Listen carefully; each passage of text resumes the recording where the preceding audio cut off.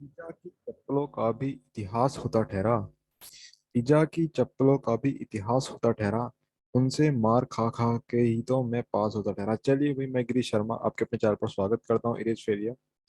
देखिए, आज जो हमारा टॉपिक होने वाला है, वो आज हमारा टॉपिक होने वाला है गोविंद वल्लभ पंत के बारे में। ठीक है, इसके बारे में, गोविंद वल्लभ पंत के बारे में। ठीक है, ये टॉपिक ऐसा टॉपिक होगा जो आपके लिए मोटिवेशन का काम करेगा।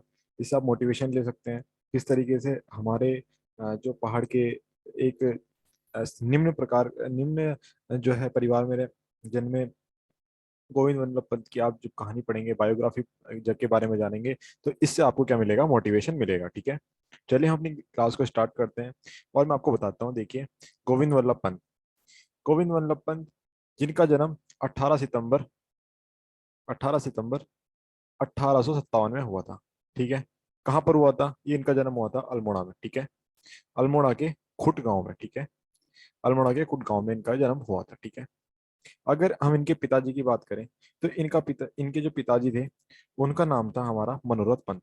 ठीक है, क्या नाम था? मनोरथ पंत, जो कि एक सरकारी जॉब करते थे। ठीक है, इनकी जो माता जी थी, उनका नाम था गोविंदी बाई।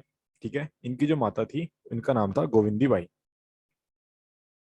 ठीक है, मैं आपको बताता हूँ कि देखिए, बचपन से ही जब इनके पिताजी जो थे सरकारी नौकर नौकर थे, एक तरीके से मैं ये कह सकता हूँ सरकारी नौकर, क्योंकि हम भी जो है एक हम नौकर ही बनने जा रहे हैं, क्योंकि हम भी जो तैयारी कर रहे हैं एक नौकर बनने की ही तैयारी कर रहे हैं। ठीक है, तो ये इनका जो बचपन से ही जो रहना वो रहे, ये तो वो किन के साथ रहे? वो रहे अपने नाना जी के साथ। ठीक है, जो मतलब कह सकते हैं कि जो पिताजी की जगह पर जो अधिकतर साथ में रहते थे, तो वो थे इनके नाना जी। ठीक है, जो इनके नाना जी थे वो थे बद्री दत्त। इनके नाना जी कौन थे? बद्री दत्त। ये एक थे बहुत बड़े क्रांतिकारी। ठीक है, बद्री दत्त जी कौन थे? ये थे एक बहुत बड़े क्रांतिकारी।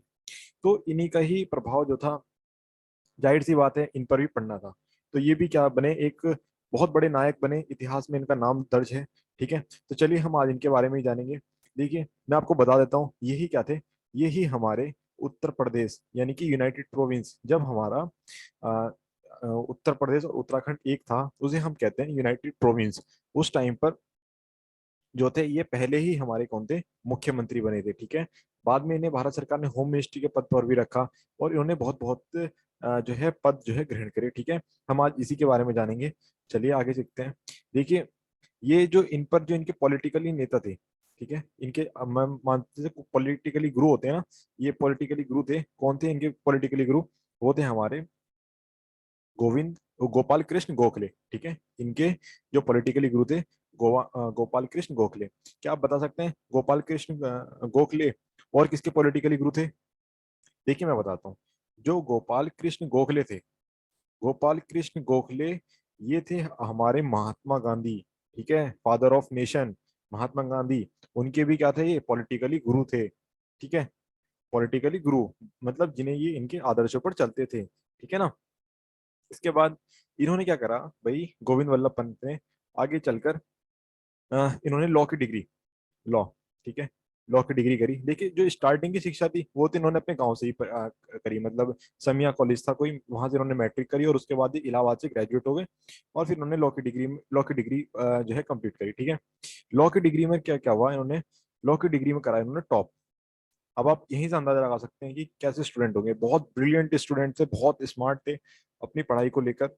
मतलब आप जिस तरीके से आज के टाइम पर देखिए, मतलब ये बच्चे नहीं करते ना जितना इन्होंने करा अपने टाइम पर स्ट्रगल।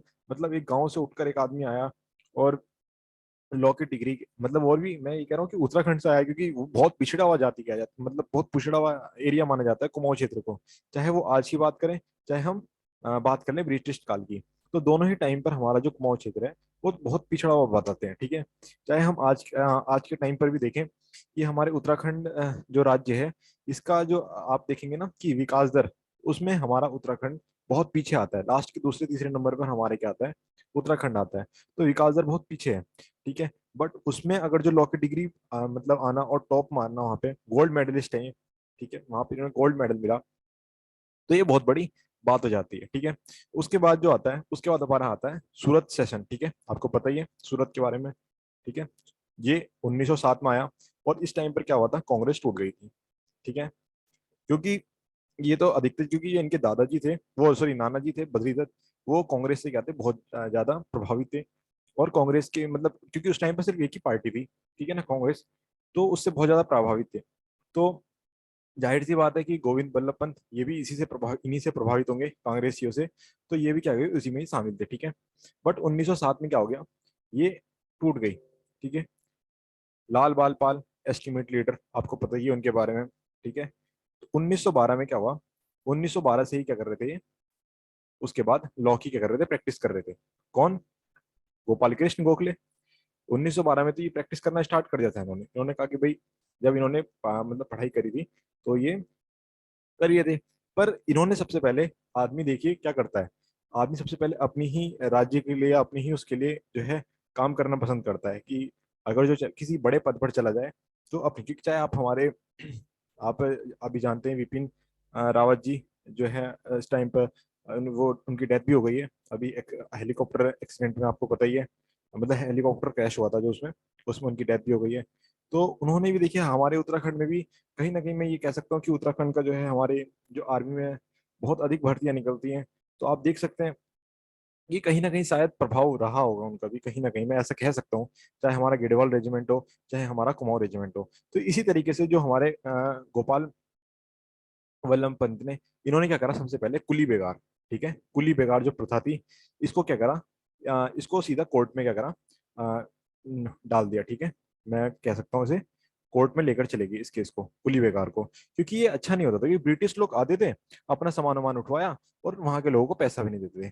और क्योंकि आपको तो पता ही है, हमारे उत्तराखंड के जो लोग बाग हैं बहुत सीधे हैं, ठीक है। चाहे वो हम गढ़वाल रीजन की बात करें, चाहे हम कुमाऊं, बस एक दो तो होते ही हैं एक्सेप्शन से, हम कह सकते हैं कि एक दो को छोड़ के, वरना अधिकतर जो लोग हैं बहुत अच्छे हैं। चाहे हम उनके माइंड सेट से कहें, बहुत परिश्रमी होते हैं। इसी वजह से आप देख सकते होंगे, देखिए कितना लोड है, ये कितना लोड है, और इसको एक एल्टीट्यूड पे लेकर जाना बहुत बड़ी बात होती है। और ये सिर्फ, मैं कह सकता हूँ कि सिर्फ ये हमारे उत्तराखंड के ही लोग कर सकते हैं, उत्तराखंड के हो या नेपाल वाले एरिया से आते हैं जो लोग, आप जानते ही हैं।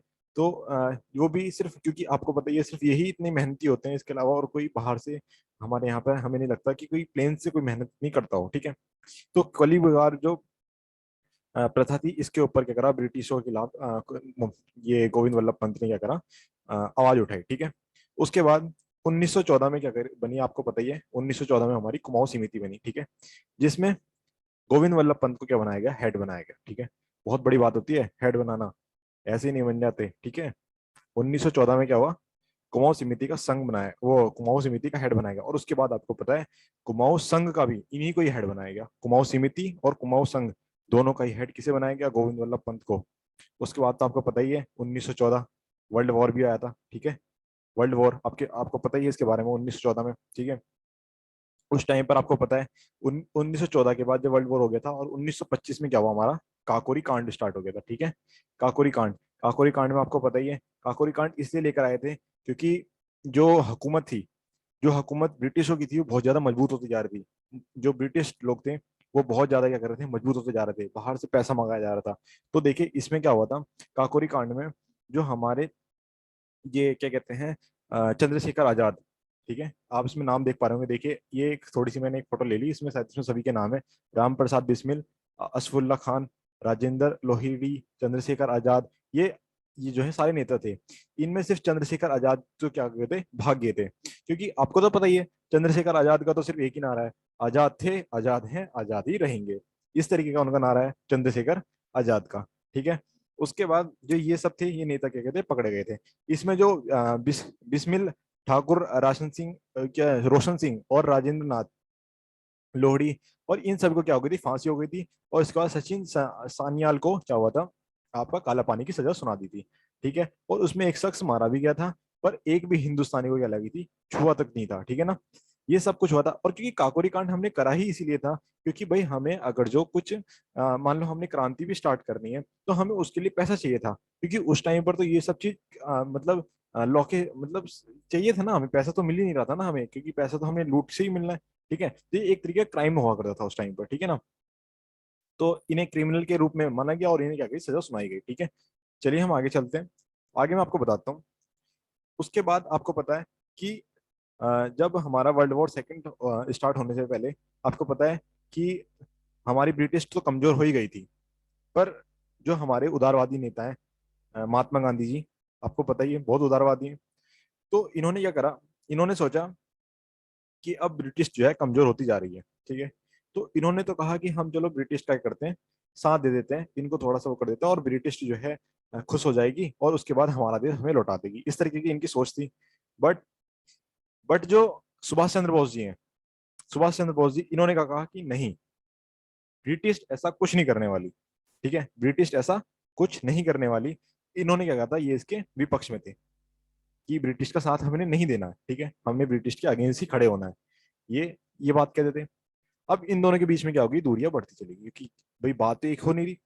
उसमें उस टाइम पर हमारे गोविंद वल्लभ पंत ने क्या करी, इनकी सुलह कराई, ठीक है। गोविंद वल्लभ पंत उस टाइम पर देखिए कितने ऊंचे पद पर हैं, जो कि दो बड़े नेताओं की क्या कर रहे हैं, सुलह करा रहे हैं। हमारे गोविंद वल्लभ पंत जो कि एक अल्मोड़ा से, तुच्छ से राज्य से निकल कर आए, और बहुत बड़ी बात होती है, ठीक है। आप सब भी इस तरीके की मोटिवेशन वीडियो देखा करें, मतलब उससे क्या होगा, आपको मोटिवेशन मिलेगा, किताबें पढ़ा करें, ठीक है, डायरीज पढ़ा करें, बायोग्राफी पढ़ा करें, ये सब कुछ आपके लिए बहुत ज्यादा लाभदायक होंगे, ठीक है। तो उस टाइम पर क्या हुआ, इनकी सुलह कराने के बाद आपको पता है, इनका सुलह हुई और हम सब क्या हुए, ब्रिटिश के खिलाफ हो गए, क्योंकि बाद में महात्मा गांधी जी को भी समझ में आ गया था कि हाँ, कि जो है ब्रिटिश कुछ नहीं करने वाली। उसके बाद साइमन कमीशन आया, ठीक है। और साइमन कमीशन के बाद आपको पता ही है कि जो लाला लाजपत राय थे उन पर क्या हुई, लाठियां पड़ी थी, आपको पता ही है। उसमें हमारे बहुत बड़े, बहुत अच्छे, और मैं कह सकता हूँ एक नायक के रूप में जो लाला लाजपत राय की क्या हो गई, मृत्यु हो गई। और उस टाइम पर, जिस टाइम पर लाला लाजपत राय जी की मृत्यु हुई थी, उसी टाइम पर हमारे गोविंद वल्लभ पंत पे भी क्या हुई थी, लाठियां गिरी थी। आपको पता है, आपको पता है लाला लाजपत राय ने 1927 साइमन कमीशन जब आया था, उस टाइम पर क्या कहते हैं, जब उन पर लाठियां गिरी थी, तब उन्होंने ये कहा था कि मेरी एक एक लाठी का क्या होगा, हिसाब होगा, इस तरीके की बात कही थी। मतलब उनके क्या कहा था, उन्होंने कहा था कि एक एक लाठी का जो है, आपको जो है इसका एक एक लाठी का हिसाब देना पड़ेगा। इस तरीके की बात किसने कही थी, लाला लाजपत राय जी ने। और उसके बाद इनकी क्या हो गई थी, मृत्यु हो गई थी साइमन कमीशन में, ठीक है। उसके बाद क्या हुआ, हमारा 1930 में नमक सत्याग्रह हुआ था, ठीक है, आपको पता ही है। 1930 में क्या हुआ था, हमारा नमक सत्याग्रह हुआ था 1930 में, जिसमें आपको पता ही है सभी लोग क्या गए थे, जेल गए थे बाद में, ठीक है ना। 1930 के बाद, ठीक है, जब दांडी मार्च हुआ था ना, उसके बाद क्या हुआ था, सभी जितने भी लोग थे सब जेल गए थे, और उसमें हमारे गोविंद वल्लभ पंत भी क्या करे थे, जेल गए थे, ठीक है। ये सब कुछ हुआ था। उसके बाद आपको पता है 1935, ठीक है, 1935 में क्या हुआ था हमारा, 1935 में हमारे गवर्नमेंट ऑफ इंडिया एक्ट आया था, ठीक है। 1935 में क्या हुआ था, गवर्नमेंट ऑफ इंडिया एक्ट आया था। और उसके बाद 1937 में, 1937 में हमारे गोविंद वल्लभ पंत को यूनाइटेड प्रोविंस उत्तर प्रदेश, जो आज के टाइम पर जाना जाता है, वहां उसका क्या बना दिया गया था, इन्हें सीएम बना दिया गया था, ठीक है। उसका सीएम बना, यानी कि मुख्यमंत्री ने बना दिया गया था। उसके बाद क्या हुआ था, आपको पता ही है, सबने इस्तीफा दिया था कांग्रेसियों ने, और उसके बाद आया था 11 जून को जेबी कृपलानी, ठीक है, जेबी कृपलानी 3 जून के टाइम पर, ठीक है, मैं दिखा देता हूँ। उसके बाद ये देश तो आजाद हो गया, और यूनाइटेड प्रोविंस, जो आपको मैप दिखाता हूँ आपको, यूनाइटेड प्रोविंस का देखिए इस तरीके का यूनाइटेड प्रोविंस, जब उत्तर प्रदेश और उत्तराखंड एक ही था उस टाइम पर। उसके जो फर्स्ट सीएम थे कौन थे, हमारे गोविंद वल्लभ पंत, ठीक है, ये आप फोटो देख पा रहे होंगे उनकी, ठीक है। इसके बाद मैं आपको बताता हूँ, ये तीन, ये जेबी कृपलानी, इनका नाम क्या है, जेबी कृपलानी, ये क्या होते, ये लेकर आए थे, माउंट बेटन प्लान आया था उस टाइम पर। और 11 जून को क्या हुआ था, ये प्लान क्या क्या था, पेश हुआ था। और जो पेश करने वाले थे, पेश करने वाले कौन थे, हमारे गोविंद वल्लभ पंत, ठीक है। देखिए गोविंद वल्लभ पंत बहुत बड़े नायक थे, इनका नाम हर जगह आप देखेंगे, हर जगह पढ़ेंगे। तो इसी तरीके, क्योंकि आज के टाइम पे आप क्या मानते हैं कि आज के टाइम पर नहीं है, आज के टाइम पे भी अजीत डोभाल जी उत्तराखंड से हैं, ठीक है। अभी हमारे विपिन रावत जी की जो है एक दुर्घटना में मौत भी हो गई, आपको पता है, डेथ हो गई है, ठीक है। वैसे तो वो हमारे दिलों में हमेशा अमर है, क्योंकि एक एक जवान कभी मरता नहीं है, ऐसी बात कही जाती है, ठीक है ना। तो ये सब कुछ चीजें हुई। अब तो इसी तरीके से आप भी कर सकते हैं। देखिए मैं आपसे ये नहीं कह रहा कि आप, मैं तो सिर्फ ये कह रहा हूँ कि आप तैयारी करें, बेस्ट तैयारी करें, जो भी आप अपना काम कर रहे हैं उसमें बेस्ट करें। आपने कोई पॉलिटिक्स नहीं करनी, आपने कोई क्रांतिकारी नहीं बनना, आपने क्या करना है, सिर्फ अपनी तैयारी करनी है, जिस चीज को आप बेस्ट, जिसको आप कर रहे हैं उस चीज को और बेस्ट करें, ठीक है ना। सिर्फ यही मेरी आपसे दरखास्त है। आगे चलते हैं। उसके बाद आपको पता ही है जो ये गोविंद वल्लभ पंत थे, इन्होंने आपको बताया कि ये क्या कहते हैं, बहुत सारे इन्होंने वो चलाए, क्या कहते हैं, जैसे कि आप कह सकते हैं कि लड़की को पहले क्या करता, प्रॉपर्टी में हिस्सा नहीं दिया जाता था। आप जानते ही हैं, लड़की को प्रॉपर्टी में हिस्सा नहीं दिया जाता था, क्योंकि क्या करते, ये कहते थे शादी हो गई तो लड़की क्या गई। अब प्राय होगी इस तरीके से बात कही जाती है, भी आज के टाइम पर भी कही जाती है। बट इन्होंने क्या करा था, पर्सनल प्रॉपर्टी नाम से एक बिल लेकर आए थे, जिसमें लड़की को भी क्या कर सकते थे, उसमें हिस्सेदार बना सकते थे, लड़की को भी अपनी जायदाद का हिस्सा बना सकते थे। उसके बाद 1955 से 1955 से 1961 तक इनको होम मिनिस्ट्री का भी पद दिया गया। और उसके बाद 1961 में क्या हो गई, इनकी एक मौत हो गई। ठीक है, 1961 में इनकी डेथ हो गई। और इनकी डेथ किस कब हुई, इनकी डेथ हुई एक हार्ट अटैक में। ठीक है, कारण क्या था इनका डेथ का, हार्ट अटैक। ठीक है, देखो, गोविंद वल्लभ पंत ही एक ऐसे नेता थे जिन्होंने जो है भाषा के आधार पर भाषा के आधार पर राज्य को क्या करा था, वर्गीकरण करा था। ठीक है, राज्य को बांटा था। ठीक है, भाषा के आधार पर।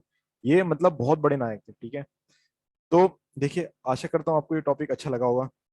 ऐसे ही वीडियो अगर जो आपको चाहिए तो मैं अभी और भी ला के दूंगा, ऐसे ही उत्तराखंड के, जिससे कि आपको एक प्राउड फील हो। आप मतलब आप ये ना सोचें कि आप उत्तराखंड से आप कुछ नहीं कर सकते, आप बहुत कुछ कर सकते हैं।